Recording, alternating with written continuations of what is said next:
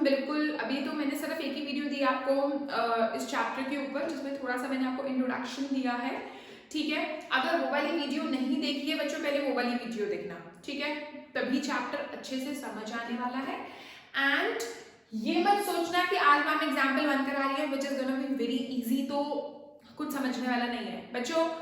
मैं आज आपको नेमिंग सिखाऊंगी कि नेमिंग कैसे करनी है। Order is very important, like naming of triangles is very important. आप ऐसा नहीं है कुछ भी उठा के लिख दोगे कि this triangle is congruent to this triangle, नहीं, आपको नेमिंग प्रॉपर करनी है, वो मैं आपको बताने वाली हूँ आज, ठीक है। तो ध्यान से समझिएगा, ठीक है। देखो, जब भी आपके क्वेश्चन में इन फिगर लिखा हुआ होगा ना, तो दैट मीन्स फिगर गिवन है उस क्वेश्चन में, ठीक है। इन फिगर लिखा हुआ है, आप नोटिस करिए अपनी बुक्स में एग्जाम्पल 1 में इन फिगर लिखा हुआ है, तो दैट मीन्स फिगर गिवन है क्वेश्चन में, okay. So OA is equal to OB given है, this side is equal to this side given, OC is equal to OD given, ठीक है। ट्रायंगल AOD को कॉन्ग्रुएंट प्रूव करना है triangle BOC के, इस वाले ट्रायंगल को इस वाले ट्रायंगल के कॉन्ग्रुएंट प्रूव करना है, पहला पार्ट। दूसरा पार्ट, हमें AD को BC के पैरेलल प्रूव करना है, ठीक है। ये क्वेश्चन है, गिवन में हम लिखते हैं कि हमारे पास है OA is equal to OB and OC is equal to OD। To prove है हमारा triangle AOD is congruent to triangle BOC and also AD is parallel to BC। अब बच्चों देखो, proof in triangle AOD and triangle BOC, यहां पर जो, अब बात समझो, यहां पर जो आप नेम लिखते हो ट्रायंगल के, आप कुछ भी लिख सकते हो, कोई प्रॉब्लम नहीं है, ठीक है। लेकिन जब एंड में आपको ये लिखना है कि this triangle is congruent to this triangle, वहां पर आप कोई भी नाम नहीं लिख सकते। That naming of triangles is very very important, the order is very very important. अभी सीखते हैं, चलो। पहले तो इन दो ट्रायंगल्स में क्या क्या रीजंस हैं, 3 रीजंस होते हैं कॉन्करेंसी के, ठीक है। कौन सा रूल लगने वाला है, मैंने आपको लास्ट वीडियो में रूल्स बताए, SAS, ASA, AAS, SSS, RHS, 5 rules हैं। तो हमें पहचानना होगा कि कौन सा कॉन्करेंसी रूल लग रहा है, ठीक है। तो चलो, पहला हमें दिया हुआ क्या है कि AO is equals to BO, मतलब OA is equals to OB, यहां पर हम लिखेंगे Q given, OC is equal to OD, Q given. हर चीज का एक वैलिड रीजन होना चाहिए कि भाई इसलिए लिख रहे हैं, ये नहीं कि कुछ भी उठा के कुछ भी लिख दिया कि ये चीज इसके इक्वल है, नहीं। हम AD को BC के इक्वल नहीं लिख सकते, गिवन नहीं है हमारे पास, ना ही मेरे पास कोई वैलिड रीजन है उसके बिहाइंड, राइट। थर्ड रीजन देखो, थर्ड रीजन हमें क्वेश्चन में नहीं गिवन, लेकिन हमें इतना पता है कि व्हेन टू लाइंस इंटरसेक्ट, तो ये वाला एंगल इज इक्वल टू ये वाला एंगल एंड आल्सो ये वाला एंगल इज इक्वल टू ये वाला angle by vertically opposite angles. Lines and angles से हम सीख ही रहे हैं ये चीज। लाइंस एंड एंगल्स की पहली थ्योरम ही यही थी कि if two lines intersect then vertically opposite angles are equal, right. So अगर मैं इसको नेम दे दूं एंगल 1 और एंगल 2, तो यानी angle 1 is equal to angle 2 vertically opposite angles, ठीक है। कॉन्करेंसी कौन सी लगेगी ये पहचानो, side angle side, side angle side, लेकिन एंगल कौन सा है, बीच वाला, यानी इंक्लूडेड एंगल, यानी दो साइडों के बीच वाला एंगल, साइड एंगल साइड। तो कौन सी कॉन्करेंसी लगी, पहली वाली, which is SAS, side angle side. So by SAS concurrency rule ऐसे लिखेंगे हम। अब यहां पर पहले ट्रायंगल का नाम आप कुछ भी लिख दो, क्या था, AOD लिखो, DOA लिखो, OAD लिखो, एनीथिंग, AOD लिख दिया मैंने, ठीक है। अब दूसरे वाले ट्रायंगल का नाम आप सोच के लिखोगे, कैसे, पहले पोजीशन देखो, यहां से देखो, पहले हमारा जो OA है वो किसके इक्वल है, OB के इक्वल है ना। OA की पोजीशन क्या है यहाँ पर, फर्स्ट सेकंड, फर्स्ट सेकंड पे हमारा OA आ रहा है, राइट। तो OB भी फर्स्ट और सेकंड पे ही आना चाहिए। अब दो तरीके से आ सकता है फर्स्ट और सेकंड पे, या तो मैं लिख दूं OB या फिर मैं लिख दूं BO, है ना, इस तरह से आ सकता है। फर्स्ट सेकंड पे यहां भी आ रहा है, फर्स्ट सेकंड पे यहां भी आ रहा है, दो पॉसिबिलिटीज हैं, आगे देखते हैं। OC जो है वो OD के इक्वल है, यहां पर OD कौन सी पोजीशन पे आ रहा है, सेकंड थर्ड, करेक्ट। यहां पर मैं क्या लिख सकती हूँ, C जो है वो यहां भी लिख सकती हूँ, C है ना, हाँ। अब यहाँ पर मैं C जो है यहाँ भी लिख सकती हूँ, C यहाँ भी लिख सकती हूँ, करेक्ट। तो OD should be equal to OC। OD second और थर्ड पे है तो OC को भी सेकंड और थर्ड पे होना पड़ेगा, लेकिन यहाँ पर OC तो सेकंड थर्ड पे है, लेकिन यहाँ पर तो OC सेकंड थर्ड पे नहीं आ रहा, सेटिंग नहीं बैठ रही, तो इसका मतलब ये वाला नहीं हो सकता, हमारा यही होगा। अब दोबारा देखते हैं, OA OB के इक्वल है, OA फर्स्ट और सेकंड पे है, OB फर्स्ट और सेकंड पे है, करेक्ट। सेकंड OC OD के इक्वल है, OD यहाँ पर सेकंड और थर्ड पे है, OC यहाँ पर सेकंड और थर्ड पे है, करेक्ट, सेटिंग बैठ गई। नेक्स्ट एंगल 1 एंगल 2 के इक्वल है, यानी इसका एंगल O इसके एंगल O के इक्वल है। जो जिस पोजीशन पे एंगल O यहाँ पर है ना, उसी पोजीशन पे एंगल O यहाँ पर होना चाहिए, और वो है सेकंड पोजीशन पे एंगल O, सेकंड पोजीशन पे एंगल O, यानी हमारी naming is correct. This thing is very very important, जो कि 7th क्लास में भी हमने कॉन्ग्रुएंसी में सीखी थी। 7th क्लास में भी ये कॉन्ग्रुएंट था, याद है, कॉन्ग्रुएंट ट्रायंगल्स, उसमें भी सीखी थी हमने। एनीवेज अब मैंने आपको दोबारा रिमाइंड करवाई है, ठीक है। तो आपको नेमिंग का बहुत ही ध्यान रखना है, ठीक है। इसके बाद जब ट्रायंगल्स कॉन्ग्रुएंट हो जाते हैं तो इसका कोई भी पार्ट, इसका कोई भी साइड, इसकी कोई भी साइड के इक्वल, मतलब इसकी कोई भी तो नहीं बोलूंगी, करस्पॉन्डिंग, इसकी जैसे साइड इसकी करस्पॉन्डिंग साइड के इक्वल होगी, इसके करस्पॉन्डिंग एंगल्स, इसके एंगल्स इसके करस्पॉन्डिंग एंगल्स के इक्वल होंगे। क्या मतलब कि जब मैंने ट्रायंगल AOD ट्रायंगल BOC के इक्वल रख दिया, तो अब इसके पोजीशंस के हिसाब से मैं ये बोल सकती हूँ कि इसका AOD का एंगल A फर्स्ट पोजीशन पे है ना, BOC के फर्स्ट पोजीशन वाले एंगल के इक्वल है, यानी एंगल A जो है वो एंगल B के इक्वल है, ये मैं बोल सकती हूँ, ठीक है। एंगल O के इक्वल तो था ही पहले से। एंगल D एंगल C के इक्वल है, ये भी मैं बोल सकती हूँ, इसका एंगल D इसके एंगल C के इक्वल है। पोजीशन के हिसाब से मैं ये नहीं बोल सकती कि इसका एंगल A इसके एंगल C के इक्वल है, नहीं, क्यों? क्योंकि नेमिंग के हिसाब से A फर्स्ट पे है और C थर्ड पे है, मैं नहीं बोल सकती कि एंगल A एंगल C के इक्वल है, मैं पोजीशन के हिसाब से बोलूंगी कि एंगल A एंगल B के इक्वल है, क्योंकि फर्स्ट पोजीशन पे A और B है। सो इसका एंगल A एंगल B के इक्वल है, यानी अगर मैं इसको 3 और 4 मार्क कर दूं तो मैं लिखूंगी कि angle 3 is equal to, and therefore triangles congruent होने के बाद therefore angle 3 is equal to angle 4 by CPCT। अब ये CPCT क्या नई चीज है? CPCT is corresponding parts of congruent triangles. You don't have to write full form here, just write CPCT, but आपको पता होना चाहिए, इसलिए मैं आपको बता रही हूँ कि CPCT का मतलब होता है corresponding parts of congruent triangles, ऐसे, ठीक है।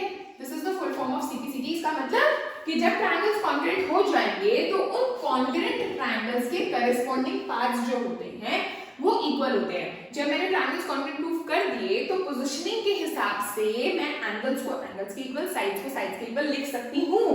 ऑल्सो आई कैन राइट, ये देखो फर्स्ट और थर्ड को उठाओ AD, फर्स्ट और थर्ड को उठाओ BC, तो मैं AD और BC को इक्वल भी प्रूव कर सकती हूँ, बट मेरे को जरूरत नहीं है, उन्होंने कहा नहीं, ठीक है। तो मेरे को इसकी क्या जरूरत पड़ गई, एंगल 3 और एंगल 4 की, क्यों?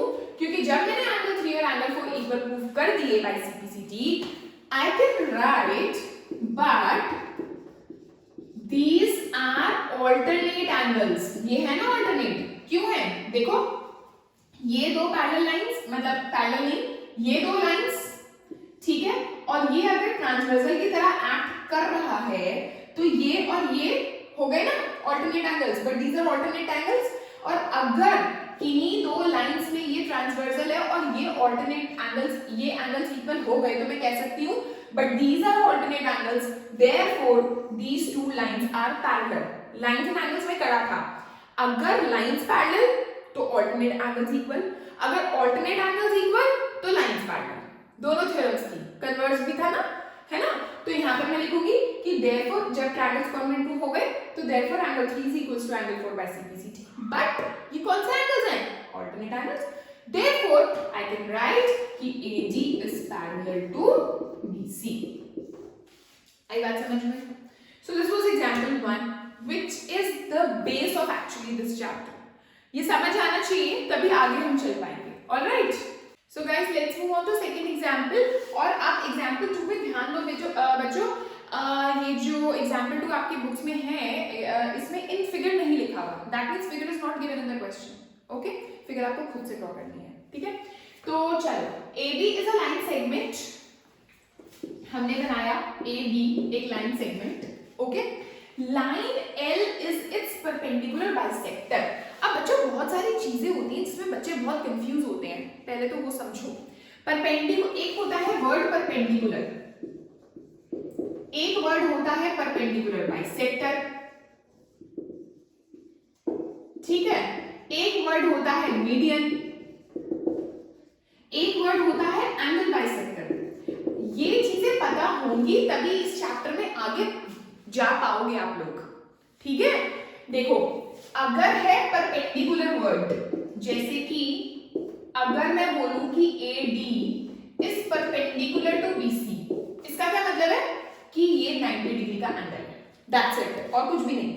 अगर मैं बोलूं ऑल्टीट्यूड, उसका भी वही मतलब है, ये दोनों चीजें सेम है।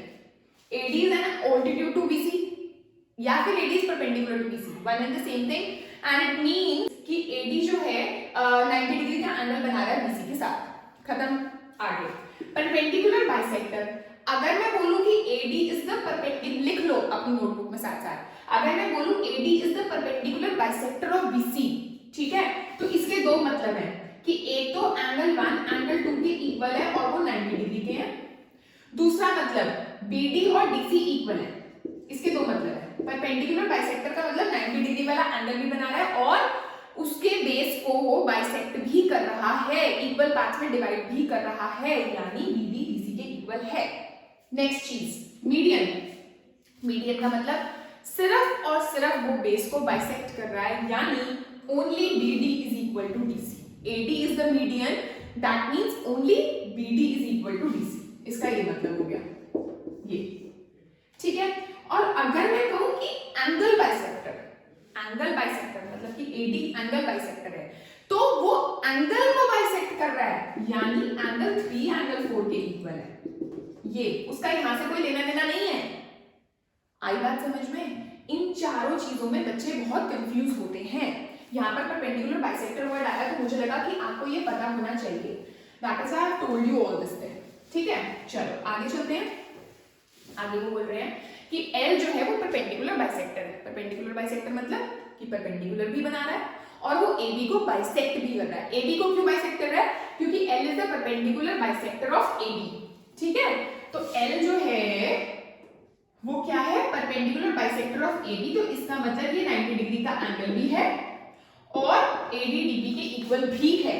तो मैं गिवन में ये नहीं लिखूंगी कि L is the perpendicular bisector, मैं लिखूंगी angle 1 is equals to angle 2 which is of 90 degree and also AD is equal to D, ठीक है। To prove, वो क्या बोल रहे हैं? If a point P lies on L, ये L लाइन पे कहीं P लाई करता है, show that P is equidistant from A and B। मैंने जब सर्कल्स चैप्टर कराया आप लोगों को तो मेरे से कई बच्चों ने पूछा कि इक्विडिस्टेंट का मतलब क्या है। इक्विडिस्टेंट का मतलब होता है इक्वल दूरी पर होना, इक्वल डिस्टेंस पर होना।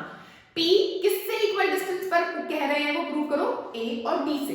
यानी मेरे को ये प्रूव करना है कि P की दूरी, P का डिस्टेंस A से और P का डिस्टेंस B से इक्वल है। That is why I have joined PA and PB। Alright, so to prove में मैं लिखूंगी कि PA is equal to PB, prove करना है मुझको। और कंस्ट्रक्शन में लिखूंगी जॉइन PA एंड PB।